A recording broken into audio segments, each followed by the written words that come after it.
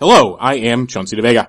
You may recognize my voice from Ring of Fire Radio with Mike Papantonio, the BBC, Sirius XM, or the Tom Hartman Radio Show. And you may have read some of my essays at places like Salon and Alternate. I would like to thank all of you for listening to, downloading, tweeting, and sharing the eponymously named podcast known as The Chauncey Devega Show. And they ran a story by somebody named Chauncey Devega. Quote, I find black garbage pail kids, black conservatives, fascinating. It's just unbelievable. He goes by the name of Chauncey Devega.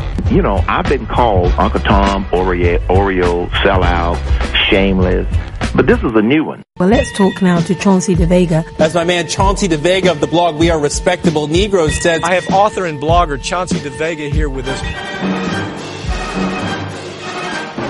Hello there, good friends, listeners, fans of the podcast, the eponymously named podcast known as The Chauncey Devega Show. Good stuff here for this episode. As I say, I don't know where the time has been going. Find us on iTunes. You can find us on Stitcher. Follow me on Twitter and, of course, ChaunceyDevega.com. A lot of good stuff to talk about today. As I previewed last week with a great conversation, Dr. Rosalind DeShivo, we talked about sex. I was going to sing the Salt and Pepper song, and I stopped myself. We're going to talk about sex, baby, between you and me. See, I already butchered it, but that was last week. This week, we're going down again the ghetto nerd path, military grognard path. I love social history. We talk about the color line here on the Chauncey Devega Show at the website, ChaunceyDevega.com. And I started reading more and more about World War I about 5 or 6 years ago. And when I discovered some of the great folks doing great research about the African American experience in the Great War, man, I was just gobbling it up, eating it up. And one of the cool things about the podcast, thanks to all you kind folks who share, tweet, follow, email, and send kind energy to me. I got a lot of kind energy this week, and I got a very nice donation from a friend of the website, so I want to thank you. Energy going forward. And to that person, I took your advice. I recharged the batteries. Went out and had an indulgent meal. I wrote a piece in response to NPR's Code Switch talking about black men and why America's afraid of African American men. And I just had to sit down and just punch something up. And somebody felt that energy in my hand to your hand. Send some good love our way. But the Harlem Hellfighters discovered their amazing contributions to America's war effort to the Double V campaign of the Black Freedom Struggle. Then, of course, started watching Boardwalk Empire, and I've just become so fascinated by race, color line, and the social history that is America before World War I and after World War I along the color line, and also how white ethnics earned their whiteness in the crucible of World War I, and then all the fallout afterwards. So I got a few shows coming up that deal explicitly with this moment, with the bloody and red summers after World War I, racial pogroms against black folks, some great guests talking about that, and I even have 1 or 2 other episodes coming up here on the Chauncey Devega Show talking about World War I. So, it is the 100-year anniversary, or was, and we're going to be going down that path. So the first step in that direction is this episode where we talk about the Harlem Hellfighters / Harlem Rattlers and sort of demystifying the men and separating the men from the legend. Because why make up stuff when the truth is always more interesting than the myth? So I'm stretching here, getting ready to post a podcast. I always like to be timely. I do the intro, do the outro, do the editing, add the music. And I just try to do a little sharing in the beginning. So, of course, last week we did something a little different. Last week I had my man Brian on. We talked about WrestleMania. Hell of an event, exciting beyond belief. Some of my predictions were right, some of them were wrong. I was surprised that Sting lost. He comes back for the nostalgia match. Why the hell would you bring the man back to humiliate him? But, of course, they do that. He loses. He's not humiliated. But then you had the reunion with the NWO, with DX, and as some smarter observers have pointed out, why didn't they have X-Pac go from one group to the other? So go from the NWO and switch back to DX. Sort of as what happened in the real world of the squared circle, signaling the ultimate turn in the battle that was the Monday Night Wars. Undertaker looked great for his age. I think he does have one more match left in him. I was just happy to see the dead man. My neighbors must have thought it was a murder going on over here because I was popping and screaming like a smart mark throughout the whole damn thing. And that was just cool to see Undertaker do his thing. And against Bray Wyatt, it will not hurt Bray Wyatt. No one will even remember that he lost. The man is in his 20s. It's a hell of a rub. And he has money going forward. And, of course, the match to end all matches, man. So the heavyweight championship match, the one that everyone was waiting for, Brock Lesnar versus Roman Reigns. It was unbelievable. Told an amazing story. I still don't think Roman Reigns is ready for prime time. I think he showed a lot more guts and heart. And the story was great about him just taking a royal behind whooping, then sort of doing the Mikey likes it, sort of, Mikey Whipwreck, Tommy Dreamer. People forget that. All right, Tommy Dreamer now in ECW when he got his butt whooped. And then he sort of through redemption through violence with the Sandman, won over the crowd. And I think this is sort of what they were doing with Roman Reigns. I'm sure Paul Heyman certainly was in their ear with that. But this man took a royal behind whooping. You had legitimate potato shots in there where people actually getting busted open. Brock Lesnar busted his head open on the ring post and was just bleeding. And that was not a blade job. He didn't cut himself. He busted his head open. He just sold for the business. And the story was Roman Reigns gets destroyed. Brock Lesnar gets angry. He gets frustrated. He can't believe that this man will not quit. He's destroying him. And I thought there was going to be a moment there where Paul Heyman was going to beg for mercy for Roman Reigns. And that would have been a moment where a swerve took place. But that wasn't what they did. They had a hell of a battle. And of course, and this is why you gotta love pro wrestling. You knew it was gonna happen. You knew what the predictable outcome could have been. And then you see it and you're validated. So of course, Seth Rollins' music hits. He runs in. He curb stops both of them. Then Brock Lesnar's still gonna get the win. That's how bad this man is. And Roman Reigns hits Brock and messes the whole thing up. So it's really a great ending in the sense that Brock Lesnar can say he was never pinned. He had the match stolen from him. And if this was another era, you would have had the WWE commissioner, WWF commissioner Jack Tunney, or the CEO going and issuing some sort of ruling and investigating this. Cause I didn't know you could have a three-way from Money in the Bank. That was a total asterisk in my book. Then you have Roman Reigns. He's the one who's pinned. The audience is sort of soft on him anyway. They're half booing, half cheering. And it was just fun. And, I was out afterwards and went to one of the local watering holes, as is my habit. And they actually showed WrestleMania on ESPN. And his brother was in there, saw the fight with Brock Lesnar and yelled out, "Oh, damn!" And when I see the audience and the public respond that way, I know we got something special. So kudos to the World Wrestling Entertainment, WWE, and all the participants for putting on just an amazing show. And as I said, I felt like I was 11 or 12 watching the main event and watching Undertaker and Rusev Cena, as I wrote about on ChaunceyDevega.com. I mean, the symbiotics of the politics there are so damn transparent, but so damn smart in the way that it was one more reminder that America is a country without history. So if you didn't read that on ChaunceyDevega.com, check it out. I think you'll find a lot there to appreciate. So very quickly, also summarizing as I stretch, I got my dinner here cooking. I'm having, some Italian sausages, homemade Italian sausages from the fancy food place. I know what homemade in that context means. They at least tell you where the pig came from. With some couscous, cooked with chicken stock and lemon juice, some fresh parsley, bulb of garlic, some salt and pepper, and some chicken stock. Hooking that bad boy up. Simple 4 or 5 ingredient meal that you cannot go wrong with. And of course with a black cherry soda. So that's sitting here looking at me. I'm going to have to chow down. So I'm going to cut to the chase. But very quickly, had the great opportunity if you didn't see it. If you didn't, please track it down. It's not hard to find us on the website. It's on YouTube, on Ring of Fire Radio, on the RT network. Mike Papantonio sat in for Tom Hartman on The Big Picture, and they emailed me and they said, "Hey, Chauncey, you want to come down, talk about Ferguson, talk about debt peonage, talk about history?" And I mean, I'm so glad that they're staying on this story. So I was lucky to have my 6 or 7 minutes. It was interesting. As I said, I think, I'm getting better and better. And as I wrote on the website, the more touches on the football I get, the better I am. But I had a flub in the beginning where, always being transparent, where they had my name correct, but my title wrong and my affiliation incorrect. So I'm hearing myself be introduced. And I'm like, that's not right. Now, a few months ago, I would have said something like an idiot. But now I've got a little more practice to be like, shut up and just go. So I'm sitting there and I'm like, oh my God, that's not right. So you see the pause. I flubbed my intro and I felt like I was in a football game in a Super Bowl or a playoff match with my Patriots. And I get the handoff and drop it. Then I pick it up because I don't panic. I don't try to throw the football to a receiver and get a turnover. I just take it and run around and try to run it back 40 yards. And I feel like that's what I did. And once I got my feet under me, once I collected myself, Mike Papantonio is a real pro. And again, I'm so appreciative of them having me on. He gave me the space to recover. And I like to believe I ran it for 30 or 40 yards. We didn't lose yardage on that one. So if you could check it out, by all means, please do so. And email me some comments as some folks have. Always send suggestions, thoughts, and share with your friends. I mean, a lot of folks have tweeted that appearance, have tweeted about the podcast, and I appreciate that. Shared it on Facebook as well, so I really, really, really appreciate that. This episode of the podcast, known as the Chauncey Devega Show, the eponymous name podcast, features Jeffrey T. Sammons and Dr. John Morrow. Both of them professors, smart, distinguished. They take brother Chauncey Devega under the learning tree, as I like to say. Little pedagogical moments here. Some good stuff going on, some good teaching going on. And their book is called Harlem's Rattlers and the Great War, the Undaunted 369th Regiment and the African-American Quest for Equality. I said I read the book.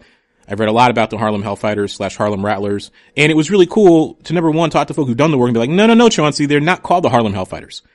That is a product of popular imagination. And it's a little more complicated story than that. It goes back to the band. It goes back to their music. It goes back to travel in Europe. It goes back to the popular imagination. We talked about what happened with these great men who have to deal with Jim and Jane Crow at home, go over to Europe, fight under the French, with the French attached to them because the U.S. Army didn't want them. One of the most distinguished, if not the most distinguished American combat unit in the war. and then they come back home to Jim and Jane Crow. We talk about what it was like for these brothers to go down south, deal with Jim and Jane Crow, deal with white army units in many cases that did not want anything to do with them, that harassed them, that disrespected them, how they stood up for themselves, how they fought back. Some of the iconic personalities in the Harlem Hellfighters. Amazing men, amazing stories. When you get into the Harlem Rattlers and the Great War book, you learn so much about these men. And you also try to understand, I mean, it's great social history to sort of think about why do people, why would black men in a country divided by Jim and Jane Crow, how did they think about their own relationship to the black freedom struggle, to what was eventually called in World War II the Double V campaign? And Jeffrey and John, they also, like I said, do some great and fun, I think, sort of commentary on the idea of a World War I Will Smith movie about the Harlem Rattlers. So that's where we ultimately end up and ask them, what do you think about this project? What do you think about Max Brooks's graphic novel on the Harlem Hellfighters? And how would you correct it? So two senior scholars who are wonderfully patient, who get the details right. They're very good on details. And that's how you know you're dealing with the pros. They're like, nope, details. Nope, historiography got to be right. Here is the fact, here is the myth, and how do we connect the two of them in the popular imagination? Authors of the Harlem Rattlers and the Great War. They're coming up next.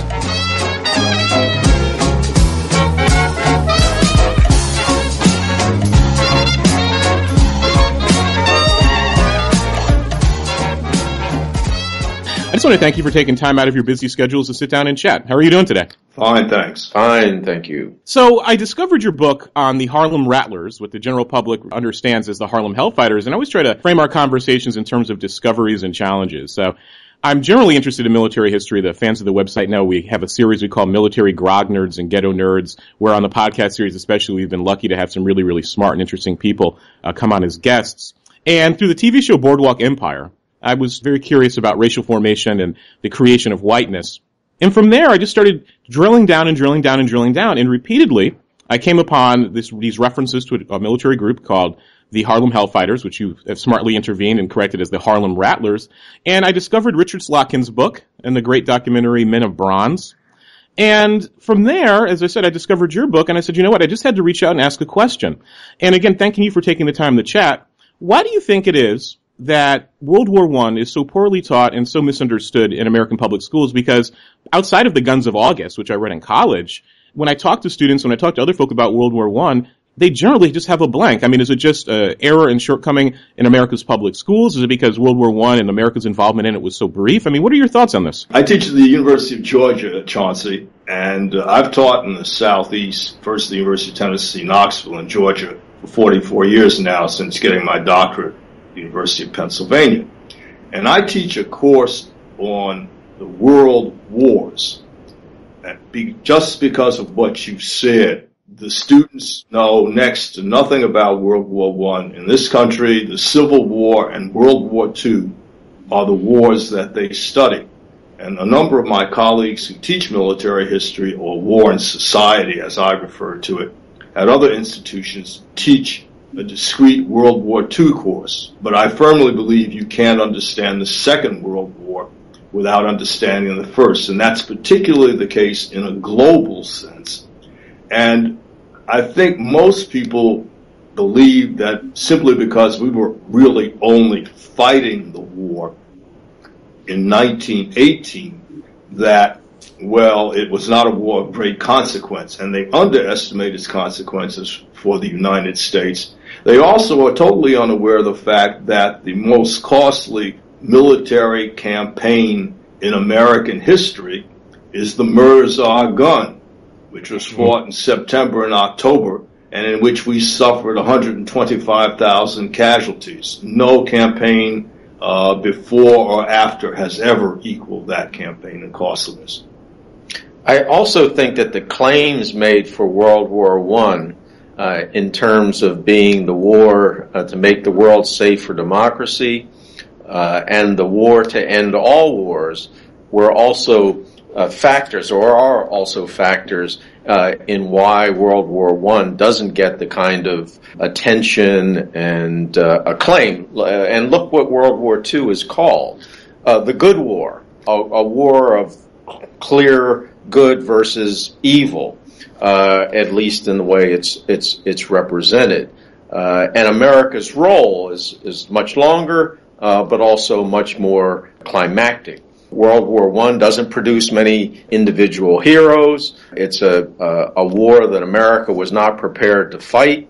And in fact, Pershing believed in the marksman when this is a war that is largely waged with heavy artillery. So those are all considerations. And of course, what happens after World War I is this breakup of empire and all kinds of changes in national identities and the reparations. America's failure, in a sense, to win the peace is also critical to why World War I is discredited. And, of course, it leads to the rise of Nazism. And you would think, too, looking at the world today, so you have the fall of the Ottoman Empire, you have the Russian Revolution, Communist Revolution, you had the weakening of the French and British, and finally the Dutch empires. And one would think, especially with what's going on in the Middle East today, that with the rise of globalization and these questions about American impotence and empire, that there would be a renewed interest in World War I, where folks would want to understand why the problems we're facing today are in many ways the unresolved problems of, 100 years ago. Your point is very well taken, Chauncey, and in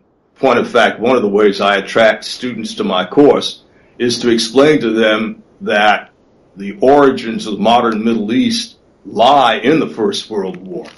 And if they want to understand all the difficulties we encountered in Iraq and essentially what's happened since then, you have to go back to the First World War. And I think the further point is that, as Jeff has already suggested, as you pointed out, this is very much of a global war.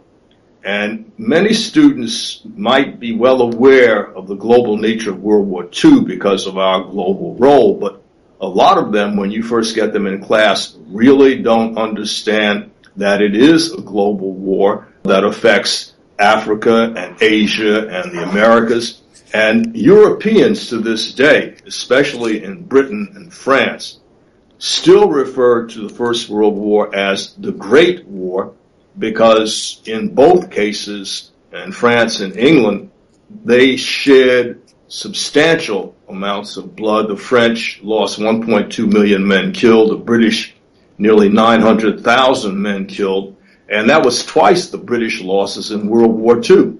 And the French, as we know, weren't able to fight in World War II because the First World War had been so debilitating. So from their perspective, it remains the Great War. And many Americans don't understand that part of the reason the French did so poorly in World War II was because the draft classes of the late 30s were severely diminished because of all the casualties from the First World War.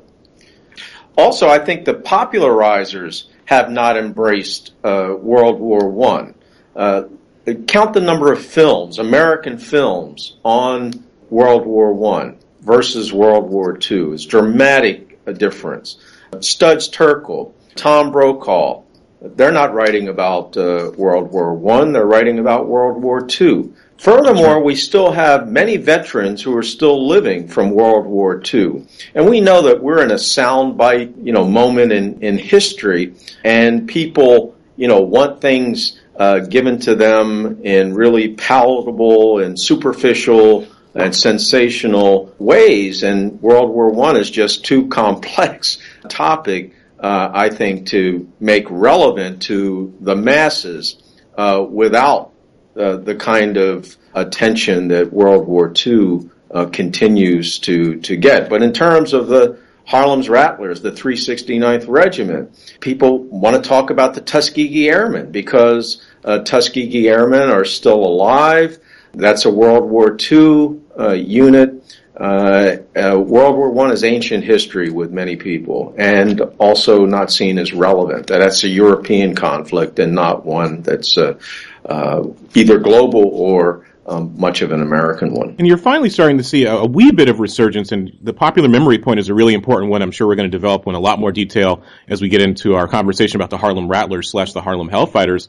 But I'm thinking, too, about the Black freedom struggle, of course, and how we have to have that long continuity of the Black freedom struggle, depending on how you date it. Of course, a popular memory would say Dr. King showed up, there were sit-ins, and black folks were free, which is, of course, absurd and crazy. And then you have the second lie, which is Obama's elected, and now we're a post-racial country. But if you think about centuries of the Black freedom struggle, the role of the Harlem Rattlers / the Harlem Hellfighters and African Americans in military service more generally, because I was fascinated in reading about African American service during World War I in the context of Roosevelt, and we'll develop this, as I said, in more detail, having a very public narrative, going back to what Theodore Roosevelt and others were saying about race and ethnicity and which races were masculine and white ethnics, assimilating into full whiteness through their service in the military.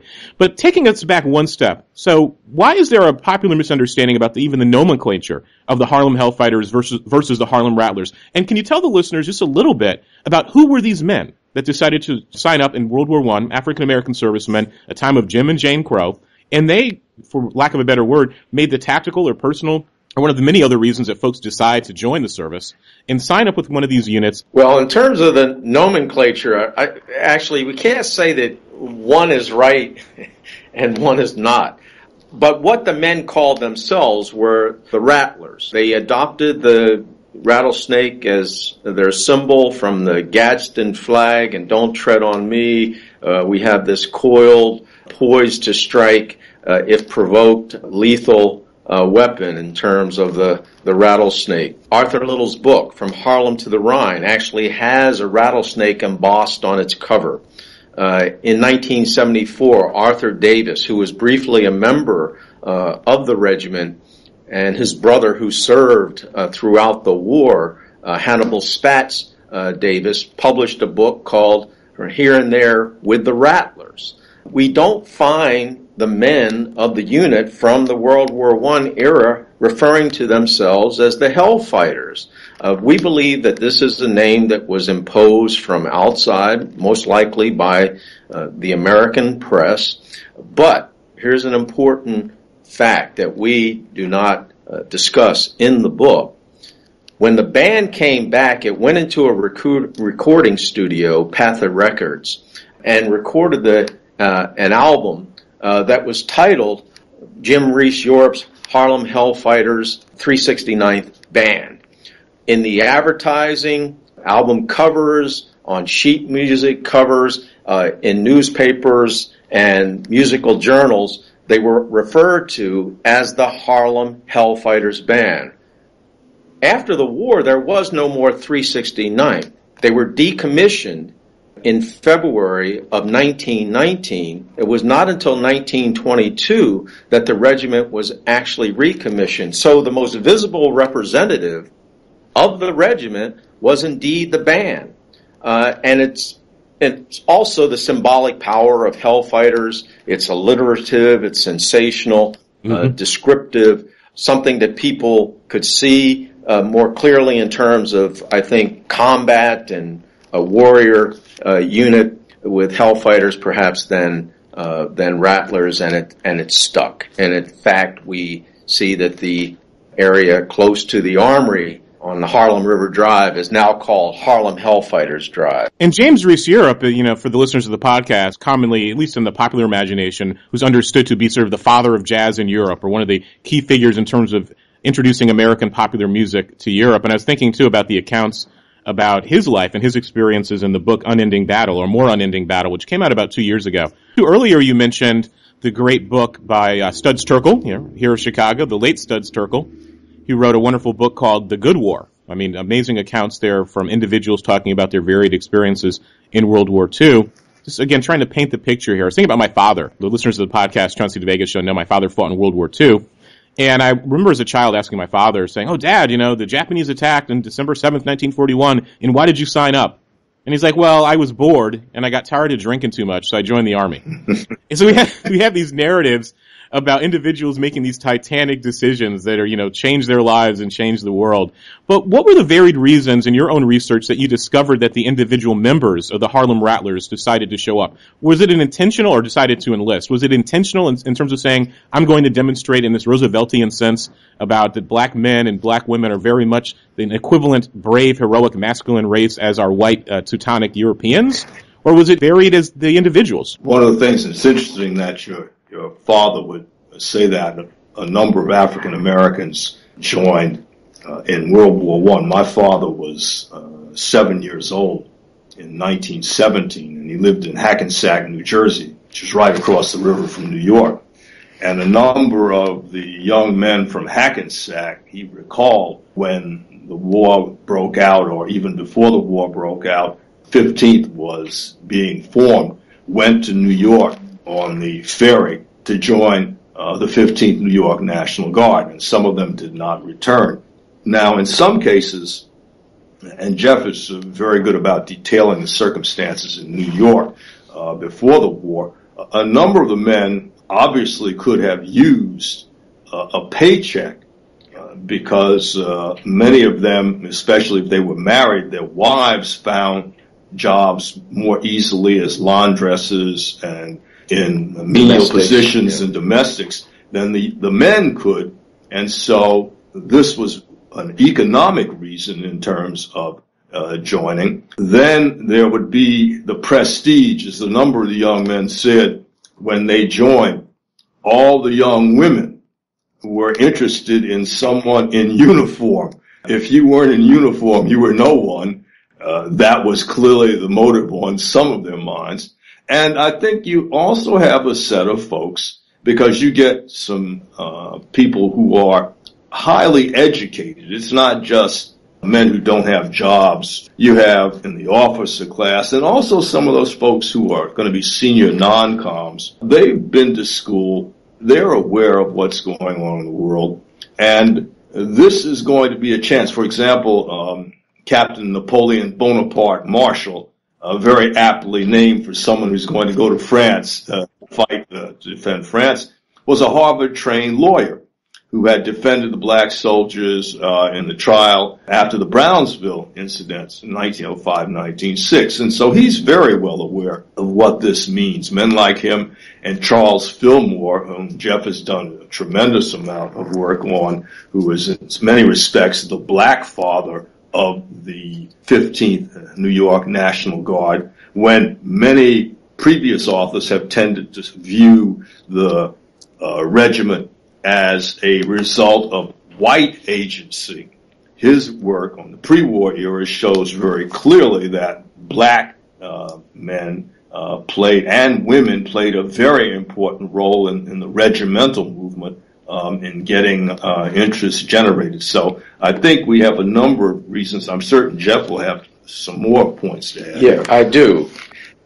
But manhood is also an important factor, and also a black military tradition in New York. There were black militias in the 1850s, established in many instances to defend themselves because of the Fugitive Slave Act and New York's participation in returning people to slavery. And during the Civil War, New York State would not recognize a black militia unit, but the Union League Club helped blacks to establish 3 regiments that served in the Civil War. Blacks wanted to be a part of the Spanish-American War. Once again, New York State would not recognize a black or form a black unit for that war.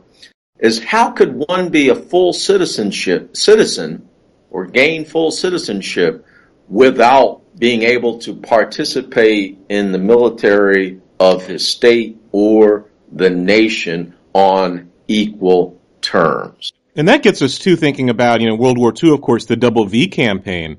And with, as both of you smartly pointed out, thinking about the role of African American military service and citizenship and full citizenship rights. And one of our strategies has been to say, hey, we've bled, we've died, we've served, and you cannot continually deny us our full seat at the table. And going back to Teddy Roosevelt in World War I, and I think, again, I think the general public doesn't understand this discourse around masculine races and feminine races, that there are certain races that have shown that they belong to the American democratic project, and these Eastern and Southern Europeans, African Americans, Hispanics, Mexicans, Latinos, Asians, and others are somehow suspect. So you have divisions, for example, as both of you certainly know, like the 101st All-Americans, right, later on the 101st Airborne, and they were basically a group of polyglot citizens, few of which spoke English, and they actually had to institute literacy in reading classes so that so soldiers could actually learn English, and then they come back and they become a role model for the hybridity and the melting pot of American civilization.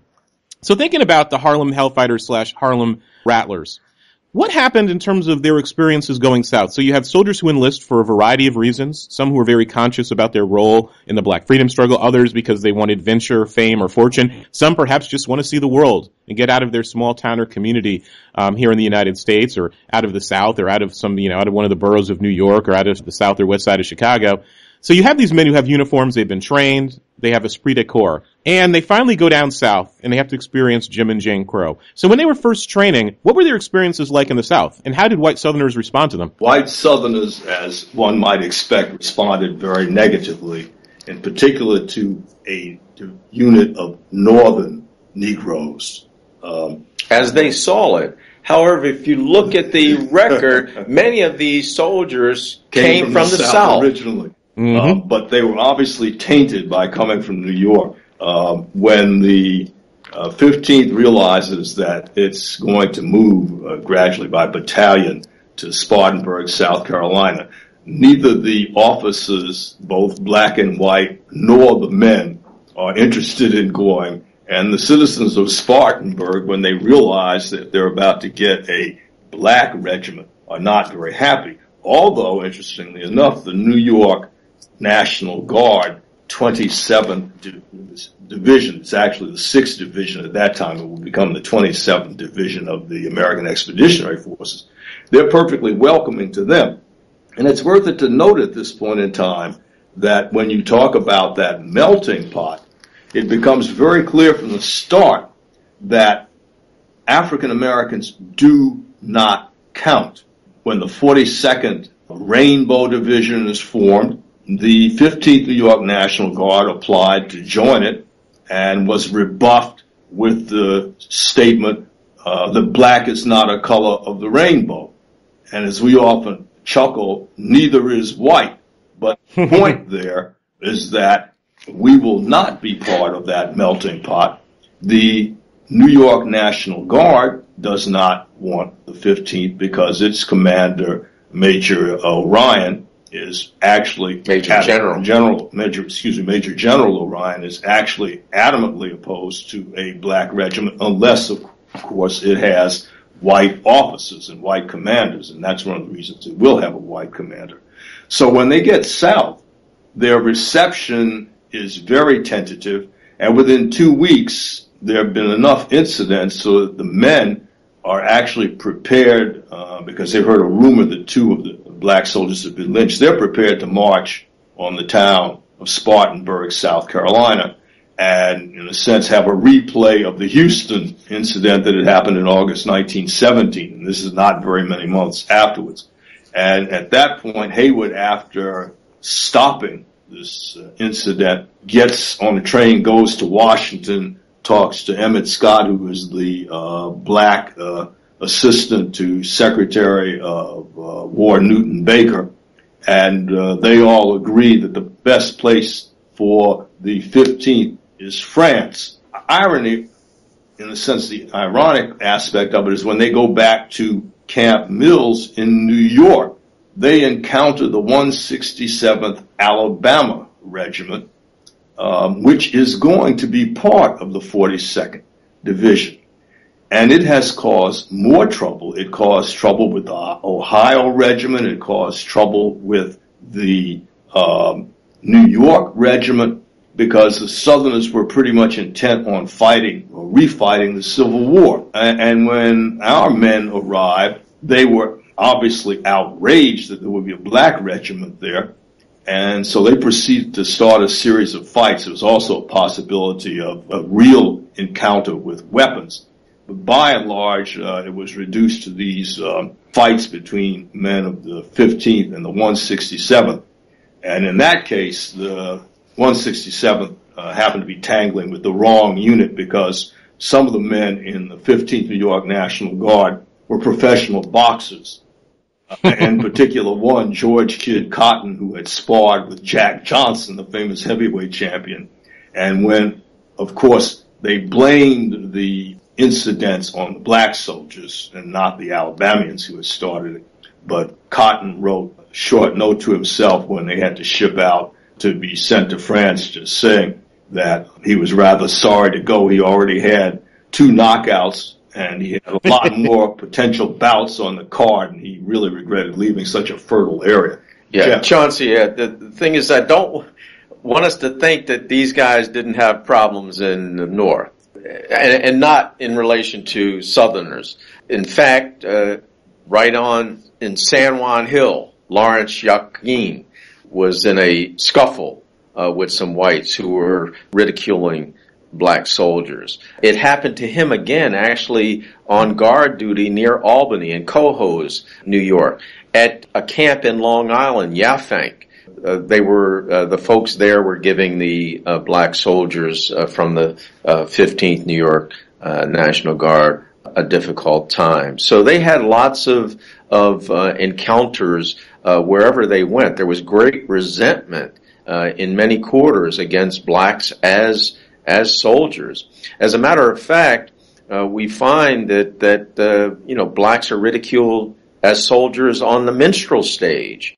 That they write in this sort of stereotypical, caricaturish way about these men. So that they didn't need burnt cork or grease paint or face black when they went out on a raid. That type of thing, or how they used a knife, and of course the razor is a very famous sort of instrument of the day for blacks in the coon imagery. So we have the character. I mean, and that reminds me too of one of my favorite Red Fox jokes. I mean, he was a genius comic and observer of American life and politics and society, where the late great Red Fox, who folks know as Fred Sanford from Sanford and Son, famously joked that he was reading in a newspaper that Negroes carried razors. So then he had to go out and buy himself one. I mean, he's just so brilliant. But so the 369th and its various elements later on will be known as the Harlem Rattlers / Harlem Hellfighters.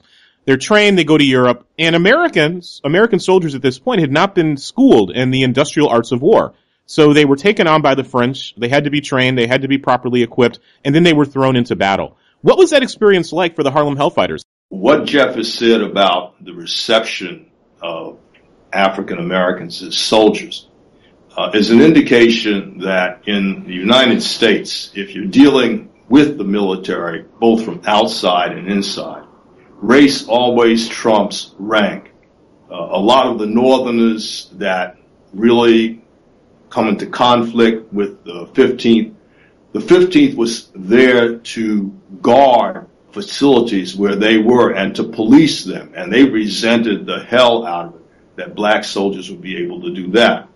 And you have to remember that in the American Army, the U.S. Army, that one of the reasons, the fundamental reason why Charles Young was retired was that he would have become a brigadier general had he been able to stay in the service. But because a Southern white lieutenant objected to his command in the cavalry, and Woodrow Wilson accepted that notion that no white Southerner or white soldier should have to serve under a black commander. It meant that any black soldiers who were in the U.S. Army were already considered inferior and were to be demeaned. And you have to keep in mind that when the 369th or the 15th New York National Guard, as it was known to the men, to Colonel Hayward, arrived in France on January 1st, on New Year's Day, 1918.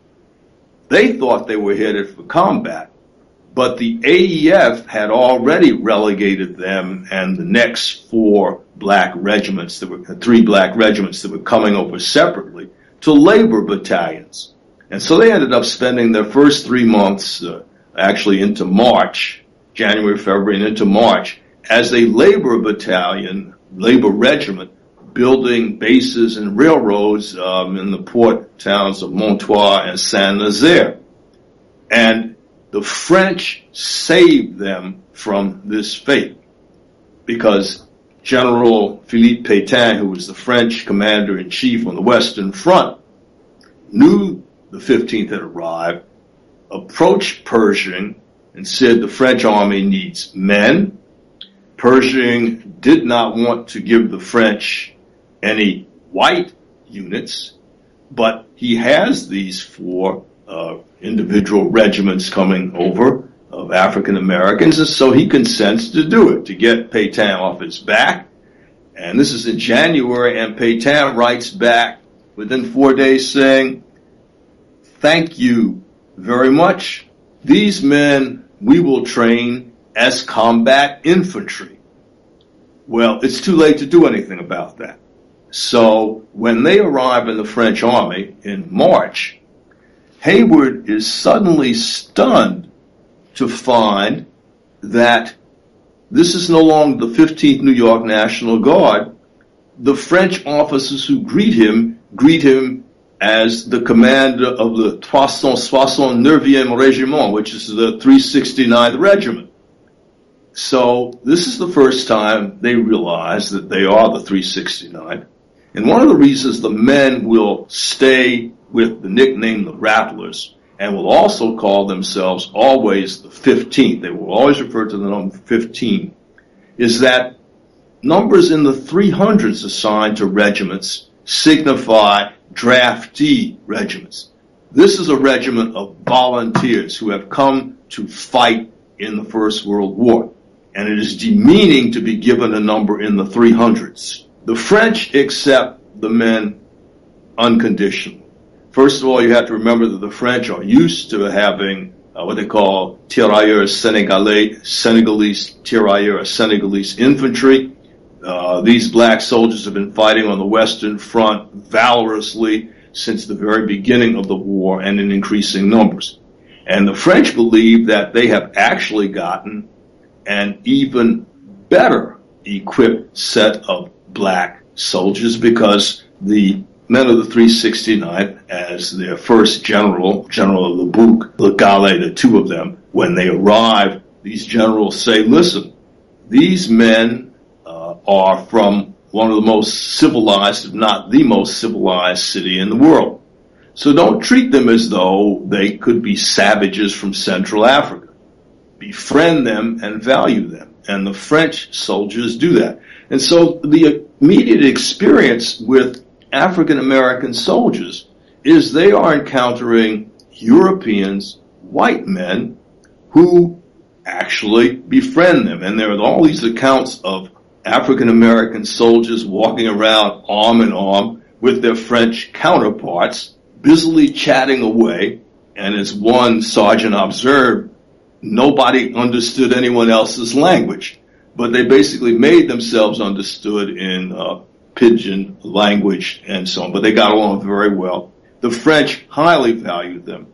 The men were very, very proficient at their training, be it as machine gunners or rifle grenadiers. They learned very quickly. They learned fencing with the bayonet, which basically is an extension in the sense of boxing in many ways.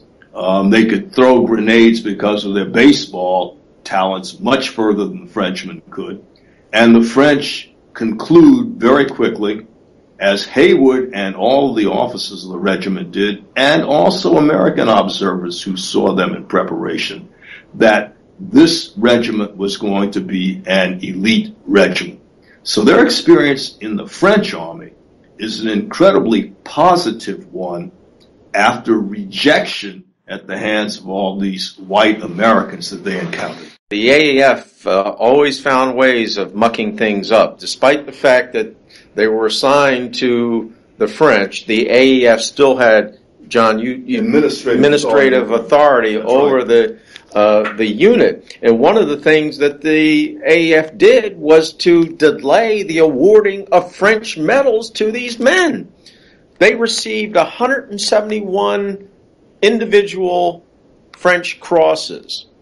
The entire regiment was given the Croix de Guerre. But these medals didn't come until very, very late in the war, caused all kinds of morale problems. How could you ask men to risk their lives if they're not rewarded for their valor? And this became a very serious issue later on. And then you have the Americans who are influencing the French to, in the famous Lennard Memorandum, to not treat these men as equals because they won't know how to behave when they return home. That's exactly what I was thinking about. I mean, you read my mind. I was thinking about how the color line is international and how the American military, Jim and Jane Crow'd these soldiers in Europe, and with that exact memorandum, and if I remember the verbiage was something akin to, they'll learn bad ways and they won't be subservient and will be to their detriment when you've treated them equally when they come back to America and they come back to Jim Crow and they'll end up getting lynched. So for their own good, don't treat them as equals. I mean, it's perverse language when you look at it from the lens of the 21st century. It is, and I think at the same time, what it reflects, because, as I said, the French are used to having African soldiers, and although initially they tried to keep them separate from French society, although 5,000 to 6,000 of the Senegalese soldiers had been educated in urban communes, so they were drafted right into the French army and treated like any other Frenchman. But the French the rules are very porous, and they're ignored. The Americans are absolutely rabid about their racism. The Léonard Memorandum, which is written by the French chief of mission, Louis Léonard, he's colonel at the AEF headquarters, it goes so far, it's not just that you don't treat officers as equals. You want to keep French women in particular away from these African American soldiers, because white men resent seeing this, white Americans, and when they return home, what Léonard is trying to explain is that in America, the Negro is considered absolutely and eternally inferior and must be kept in that status. In other words, segregation forever, and you are undermining this. And so you have this situation where you don't want what's happening to happen. In many respects, there's a sort of irony here with the famous song that James Reese Europe's band actually made very popular. How are you going to keep them down on the farm after they've seen Paris? And it's a very humorous song because, you can't, as one of the lines says, you can't parlez-vous with a cow. You can't speak French with a cow. But with African Americans, it's really much more serious and vicious than that. And what we're going to find is that when our men are brought back into the American Expeditionary Forces, they are beaten, they are brutalized. The white officers even complained about this treatment.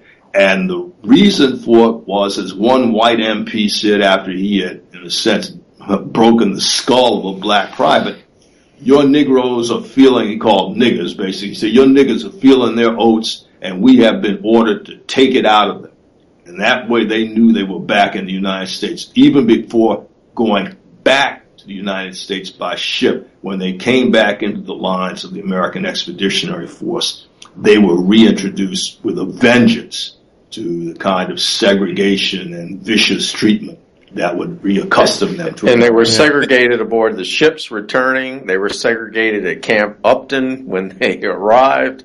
And, of course, they had a Jim Crow parade in which they marched by themselves, a parade that almost didn't happen because the War Department didn't want 3,000 blacks walking down or up Fifth Avenue, as it were. What kind of impressive display that turned out to be was something that frightened the War Department greatly. Putting ourselves in their shoes to think about, you love a country that doesn't love you back. You're disparaged by your own military. Yeah.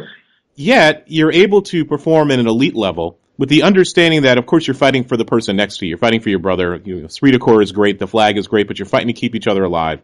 And you'd like to believe, in some small part of the back of their minds, between those moments of terror and fear and anxiety and exhaustion and dirtiness and filth, that they're saying, you know what, we stand on the shoulders of our ancestors, as I and others are fond of saying, and that this is my little contribution to making sure that America, we already know that we are a great people, and that we are due our full citizenship rights. But you're under that microscope, and any little mistake is going to be magnified as an example of why black people are not the equal of white people.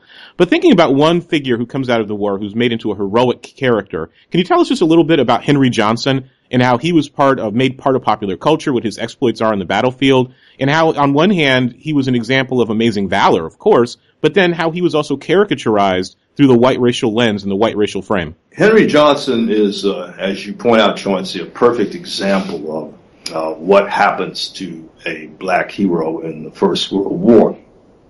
Johnson and his associate Needham Roberts were actually the first two American heroes to appear in Stars and Stripes and in the American popular press. They also were cited in one of Pershing's earliest communiques to the home front for their deed of valor on May 15th, 1918, when the two of them fought off a German patrol of some 20 to 24 men in a violent struggle in the darkness in which both of them were seriously wounded. And Johnson, in the process, killed one German with his rifle, stabbed to death another two, and then killed another man with grenades. And they fought the Germans off, were not taken prisoner. This is, in one respect, the beginning of the 369th's reputation.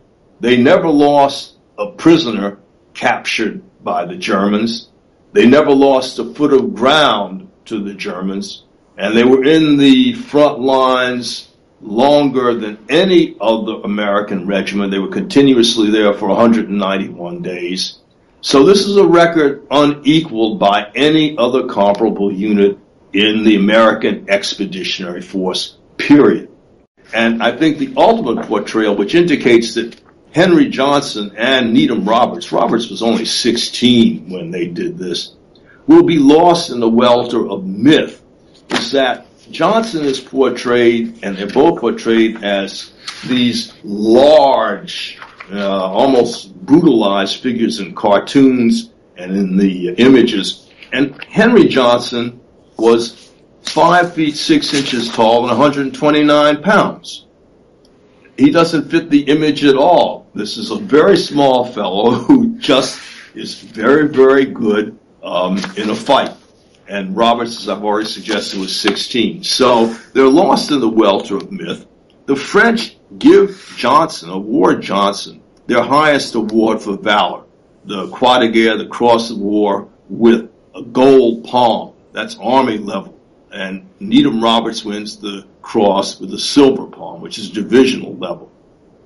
Henry Johnson will receive no award from the United States government until 1999, when he is awarded the Purple Heart for his wounds. He will later, a few years later, be awarded the Distinguished Service Cross, and something that Jeffrey can certainly fill you in on better than I can. It looks as though the U.S. Army may finally be ready to award Henry Johnson the Medal of Honor he earned in 1918, perhaps in the next couple of years. But the point is that they are lost.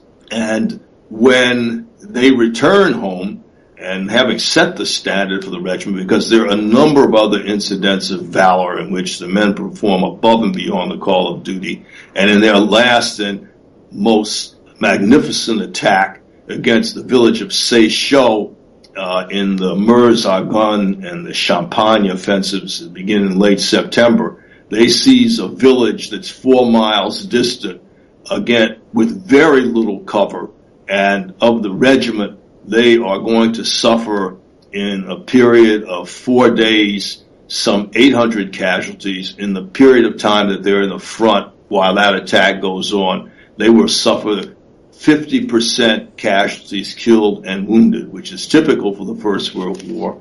But these men are as good a set of soldiers as anyone. They prove it. Later on, when they return, both men will be crippled for life. And I'll let Jeff take the story from here, because this is very critical. Well, I wanted to back up a second, Chauncey, because you mentioned how Henry Johnson was represented in the press at the time. And, of course, the press is a very important image maker. But Johnson was portrayed in the world as a man who believed too much in his own self-importance.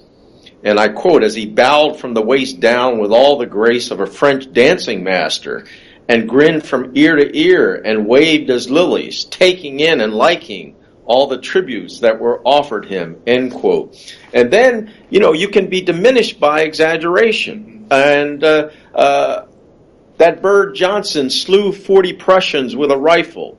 That guy did away with 60 Huns with a machine gun.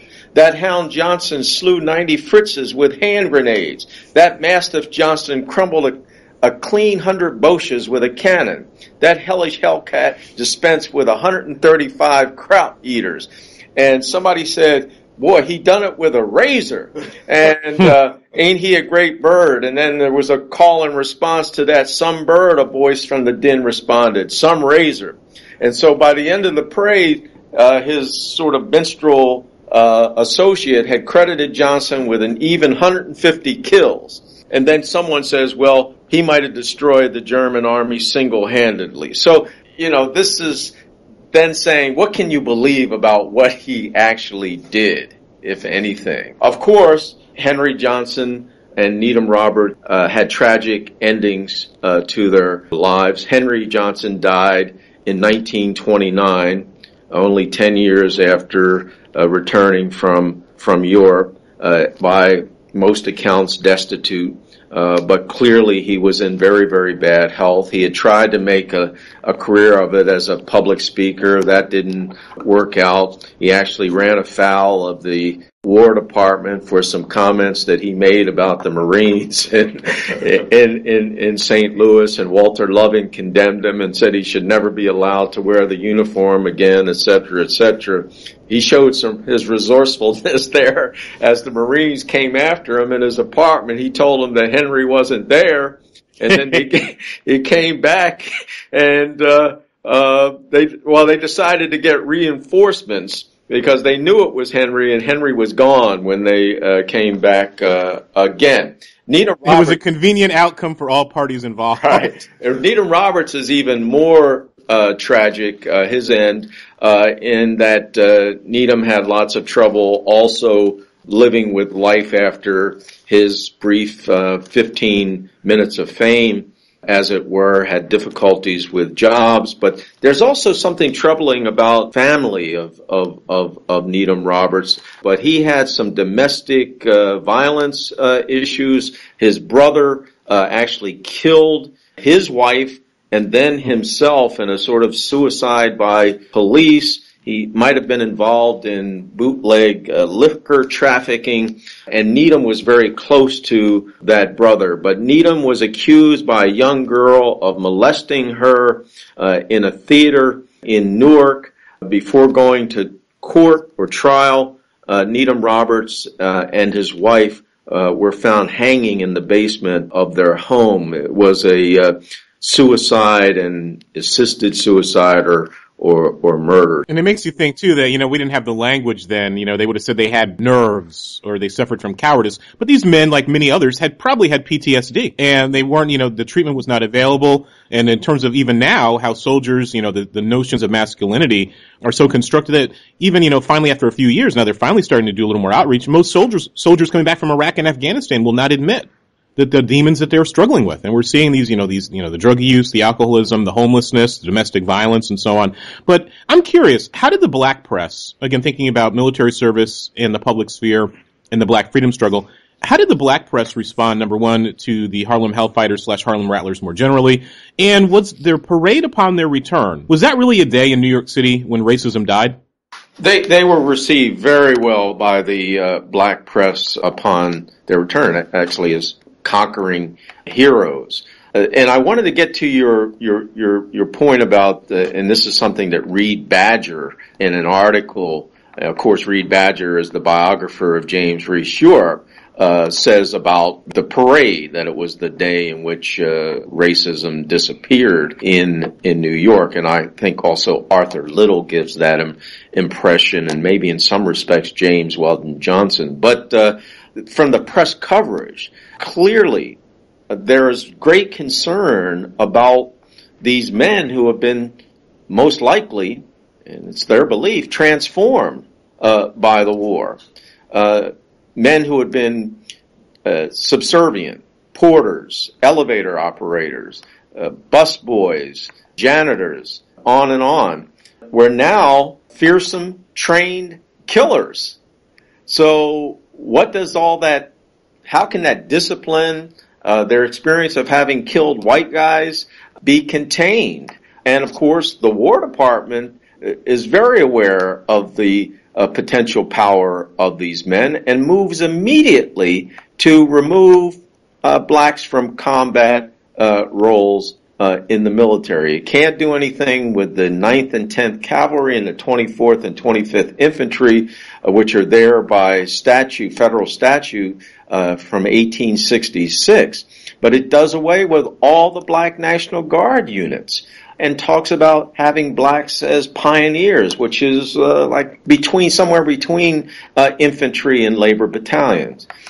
So the press reflects this concern either through ridicule, as you saw in that brief description of how Henry Johnson was written about, but also in terms of dread and fear. And it describes these men as looming giants with their bayonets bristling in the sunlight and marching in tight formation, et cetera, et cetera. Their heels on the sidewalk sounding like a ripped sheet. You know, it was a very impressive sight. He said that every man looked like he was over 7 feet tall. So it was scary for them, while as there were, certainly white people on the streets with the at the parade. I certainly wouldn't say that racism died or disappeared that day in New York.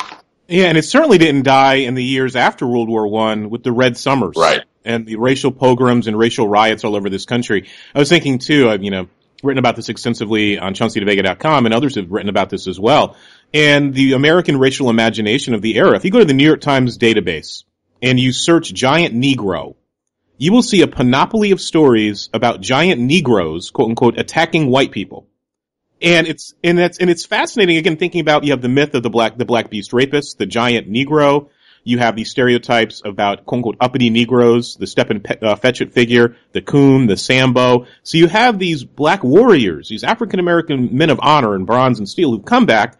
They have to now, again, the boot of white supremacy is going to have to be put back down on them, because how do you reassimilate these African Americans who, as you pointed out, have killed white people? No, they have martial spirit. No, they are due their citizenship rights. So how does Jim and Jane Crow America respond to them?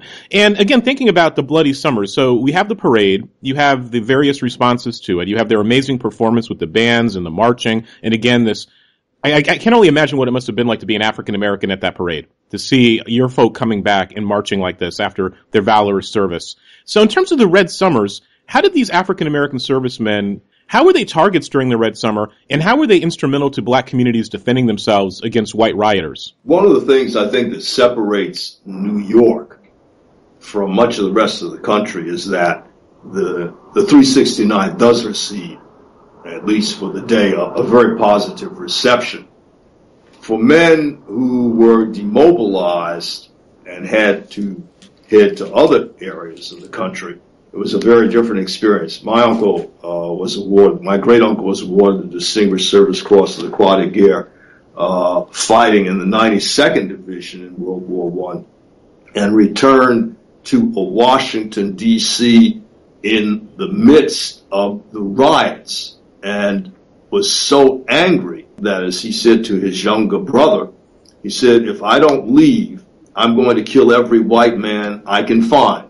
And so he left the country for a few years and then came back. But they were often both the targets, white rioters, but they also provided black communities in many of these riots, such as one in Tulsa, with a nucleus of trained men who knew how to fight. And so in some respects, especially if they went back south, Southerners insisted that they had to be not only demobilized and out of uniform, but they could not come back in groups. And in order to enforce that, because senators like James Vardaman of Mississippi were screaming and yelling about these French women corrupted Negroes, that there were a number of black soldiers in the South who were lynched when they returned home in uniform. It's interesting to note that the French military attaché in Washington, General René Colladé, was writing to his superiors in France enraged at the treatment that black soldiers received when they returned home. He was enraged that they were told that they should not be allowed to wear their uniforms because they might be lynched, because, as he put it, any man who fought for his country, and we believe this in France for all of our soldiers, regardless of color, any man who fought deserves to return home in uniform. And furthermore, he was angered that the War Department had sent Robert Russo Moulton of Tuskegee to the men in France to tell them to please return home and behave modestly so as not to upset anyone. He was enraged that they should have sent, now this is a Frenchman, that they should have sent a black man to tell black soldiers to be cautious about their return. Because, as he put it, they deserve to return the way everyone else did. And Moulton actually angered a number of officers, black officers and men in the 92nd Division after saying that, because they felt they should be able to return home as the heroes they were. So that you have this situation where you may be returning under threat, but at the same time, in many of these instances, these black soldiers were perfectly capable of and did fight back to protect their neighborhoods against these white rioters. But they fought back in other ways, and not necessarily violent ways. As Chad Williams points out in Torchbearers of Democracy, especially the soldiers from the 92nd Division, and particularly the 368th Regiment, which was the most maligned of all the units in the AEF, would join in rather radical organizations. So remember, you mentioned early on this notion of the long durée of the civil rights movement, and this is a part of that. There's a tendency, and I want to bring us, in a sense, back full circle, a tendency to see World War I as wasted opportunity for blacks, that they didn't make any demands for their service. W. Du Bois says, put aside your grievances, etc., in his Closed Ranks editorial. He changes with returning soldiers, but blacks did make demands. But what's more important to me, Chauncey, is that not so much how these things might affect whites or how blacks might affect whites, but how the war affected blacks. And it changed their mindset forever. And that experience in the war could not be taken away from them, no matter what Colonel Alan Greer wrote about them and said about them, or Robert Lee Bullard in his demeaning of and denigrating of black troops after the war. They knew what they did, and people also saw what they did. I want to say one thing about the 369. I mentioned that it was decommissioned. But during the war, the governor of New York had established a New York Guard, not New York National Guard, a New York Guard which is totally state-run, has no relationship to the Militia Bureau or the War Department. And that 15th New York Guard was in place when the men returned. And many of them went into the 15th New York Guard, in part because the way they had been treated overseas, not like the men of the 92nd Division and especially the 368th Regiment. So they still believed in the military as an institution that was welcoming and a place where they could demonstrate their competence, capacity, etc.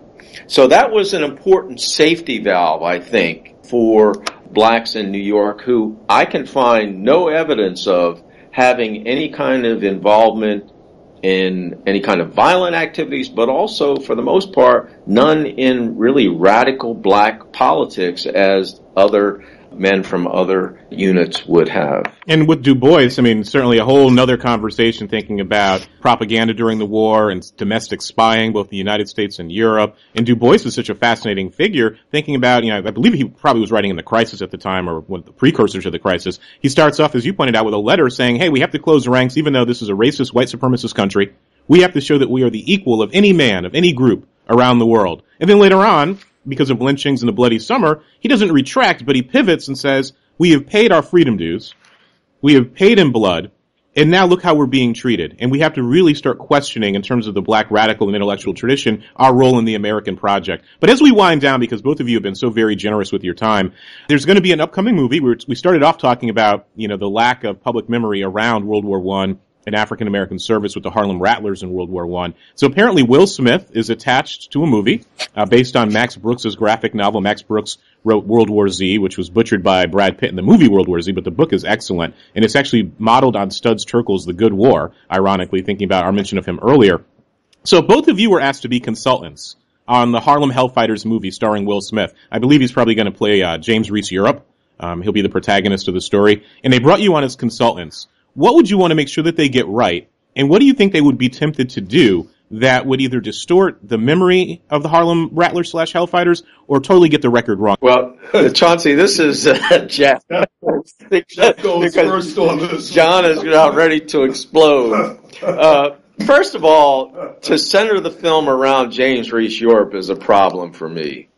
Once again, I think that helps to reinforce, reproduce, replicate this notion of the importance of the band. I mean, yes, it was important, but it overshadows, what the regiment was really about and what they fought for to be.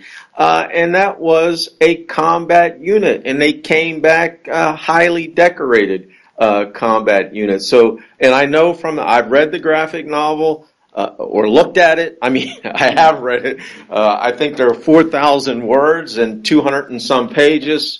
So one more looks at it than reads it. And certainly James Reese Europe is the central figure. And there are many fictional characters when the real men deserve to be recognized, discussed. And that's not happening. There's no Henry Johnson, essentially, Needham Robertson. He even gives Valdo Shida, who is this con man psychopath, a positive role in the graphic. I mean, how do you get it right? You throw it out and use something else. That's my bottom line. Yes. Chauncey, the reason why Jeff had to speak to that was because the last time we were recorded, this was in the National Archives, and someone asked me about it, and I just said, why in the hell would you base a movie on real people on a graphic novel when you have plenty of history to go around on the men? The individual men's stories are as exciting, at least as exciting as anything you could conceive of fictionally. This sort of fictionalizing of the regiment. And once again, with Will Smith willing to play James Reese Europe, the problem is that people could accept black people as entertainers, as musicians. What they could not accept was the notion of black men as capable, intelligent, and soldiers who were very, very able to match up with white men, could take the initiative, had keen minds in terms of military sciences and tactics. In fact, Napoleon Bonaparte Marshal was the gas, what they call the gas master, the man who had trained the regiment how to deal with gas. And one of the biggest problems the AEF had in 1918 was the men did not respond well to gas, and then we had substantial gas casualties. The 369th did not, because he had trained them so well. So you have this situation where, once again, it reverts to the notion that, all right, you do what's acceptable. Remember the musician. The musician takes the place of the soldier in many respects. And here we have the perfect example of a tremendous fighting unit.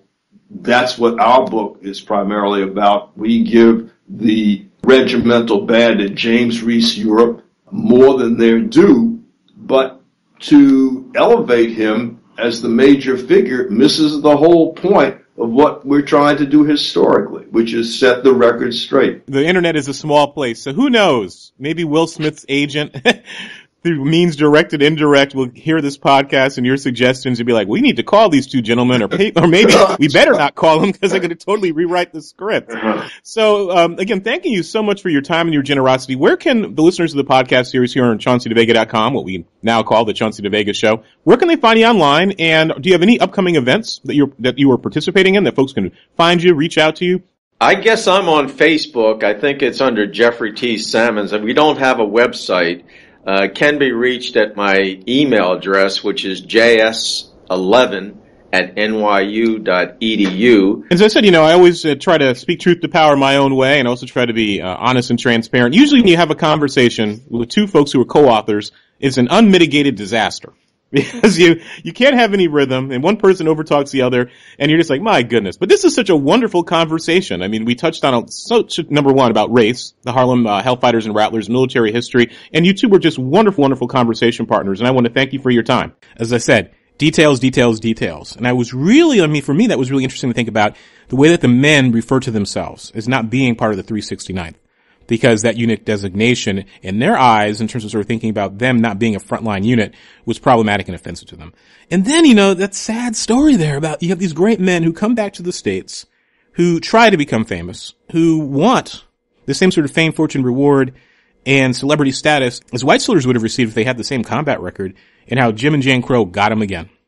And if you haven't had a chance, go online, Google is your friend, you can find anything you want. Most of it not very good, but sometimes if you dig deep, you'll find what you're looking for. Find some good sustenance, not just junk food. Track down that French letter about black soldiers in the French military in World War I. And about why and how the color line was imported from America, thrown in the face of these proud African-American warriors, and they were basically told, the French were told by the Americans, to treat these men as second-class citizens. You read that letter, and I challenge you to not become infuriated. And we're still here. That's what I always say. We're still here. That long black freedom struggle is still chugging along, and we stand on the shoulders of our ancestors, and that idea of martial service. That's very important in terms of thinking about citizenship. That comes up with our gay and lesbian brothers. That comes up with our black brothers and sisters. It comes up with our brown brothers and sisters. It comes up with women being able to serve in the combat arms. Because once you shed the blood, and once it's identified, and once it's done formally, it is very hard for the state to deny you your full citizenship rights. And that's why you have these folk who are stuck in the past in a sort of shallow understanding of patriarchy and masculinity and heteronormativity, who are still shaking and quaking in their boots over, my God, the shock that women should be allowed to be in the combat arms. Well, women are victims of war and have been in the combat arms in just about every other country. Or that our gay, lesbian, queer brothers and sisters, oh my God, they're in the military. This is the end of the world. All our gay, lesbian, and queer brothers and sisters have always been in the military. Never mind thinking about the legendary warriors of Sparta. Folks who know the history will understand that allusion intimately and immediately. Next episode of the Chauncey Devega Show. Another good one. I'd like to pull the curtain back, because I don't know if I'm Oz, the Wizard of Oz. I don't think so. I know I got a big head. Get that big head on the TV. I don't think there's anything I can do about my big head. Maybe there's some sort of surgery for it, and they can do some CGI and alter the shape of my head on the TV so I don't look so big. But making the Wizard of Oz joke as I try not to laugh. I love talking to experts, and I love talking to folks online who are fellow travelers, who in many ways, like our next guest, the great Claire Potter, who writes under the name, the Nom de Guerre, tenured radical over at the Chronicle, which is the website for the Chronicle of Higher Education. So she and I talk about public pedagogy, academia, trying to take information and knowledge for a specialized audience and how to present it to a more general public. We talk about her new work on public culture in New York City, and we reminisce about the good old days of New York, and we even make a joke about one of my favorite movies, Al Pacino's Cruising. You ain't seen Cruising. You got to see Cruising, an amazingly controversial movie, loved in some circles, hated in others. So it's a wide-ranging conversation. As I said, I would make the list of the interesting and smart people doing interesting and smart things that I respect, whose work I admire.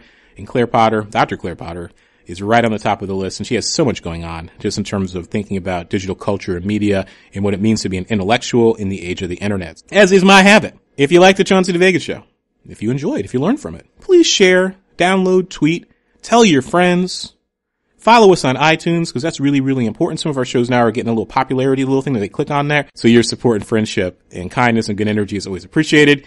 And as I say, there are opportunity costs associated with the website. So if you can, go to chaunceyvega.com. On the right-hand sidebar, there's that little PayPal thingy. But of course, no obligation. But as I said, if you can send $1, 50 cents, $2, $5, 10, whatever you feel is appropriate to help defray expenses, handle opportunity costs, it will be much, much, much appreciated. And as I say, at the conclusion of every episode of the Chauncey Devega Show, from my heart, please be good to each other, be kind to a stranger, say something nice to your mom, dad, aunt, uncle, grandparent, other elder in your life who had your back, who guided you along the way, a favorite teacher. Please, as it gets nice out and warms up, have some extra food for our animal friends. They need love too. Some old bread, some yummy, some potato chips. I went down here to the lake, went down to Navy Pier. I had to feed some of my seagull friends, and they're like, there's that Negro with the barbecue potato chips. I went to see a great movie named 71. Go see 71 while it's still out. About the IRA and the Irish Rebellion and the insurgency in the 1970s. Excellent movie, by the way. Check it out. You'll learn a lot, too. And try to show some love to our homeless or semi-residents, brothers and sisters out there. We got to support each other, have each other's back during these difficult and troubling times. So until next week, Claire Potter. You know her as Tenured Radical. She writes at the Chronicle of Higher Education. She is a great guest. We cover a lot of ground. We have a lot of laughs and fun. Until next time, be well, be good, and be safe.